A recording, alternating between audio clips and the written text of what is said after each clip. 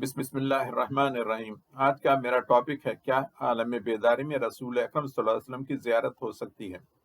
ایک فتویٰ ہے جو دارالعلوم زکریہ سے شائع ہوا، جلد اول صفحے 53، اور لکھنے والے ہیں مفتی عبدالباری اور الیاس شیخ، اور ناشر ہے زمزم پبلشرز کراچی۔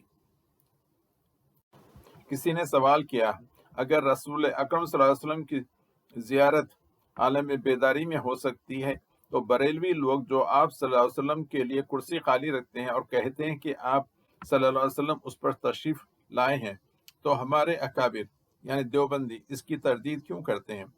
تو مفتی صاحب نے جواب لکھا، وہ لوگ یعنی بریلوی آپ صلی اللہ علیہ وسلم کے تشریف آوری کا دعویٰ بغیر کسی دلیل کے کرتے ہیں۔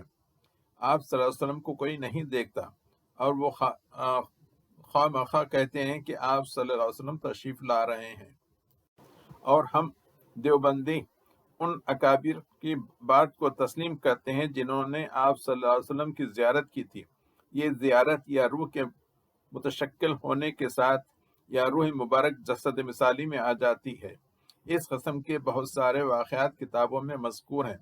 علامہ سعید الدین تفسیرانی حنفی نے عالم بیداری میں حضرت صلی اللہ علیہ وسلم کی زیارت سے مشرف ہوئے تھے۔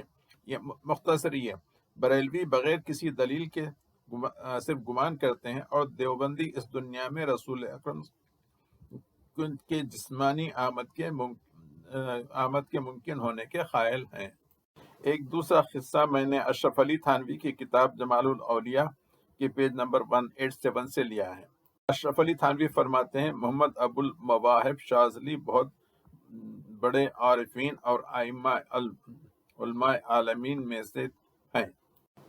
وہ حضور صلی اللہ علیہ وسلم کی زیارت کرتے اور کسی سلسلے میں کچھ دریافت کرنا ہوتا یعنی عرض و معروض کرتے، پھر دوبارہ خواب میں زیارت کرتے تو حضور صلی اللہ علیہ وسلم اسی حدیث کو جو پہلے خواب میں فرمائی تھی مکمل فرما دیتے تھے، بلکہ بعض حضرات نے نقل کیا ہے کہ یہ بزرگ بیداری میں بھی زیارت اقدس سے مشرف ہوتے تھے، اور یہ بھی نقل کیا ہے کہ آپ نے خود حضور صلی اللہ علیہ وسلم سے یہ کتاب ہے الحزب الفردانیہ بیداری میں پڑھی ہے۔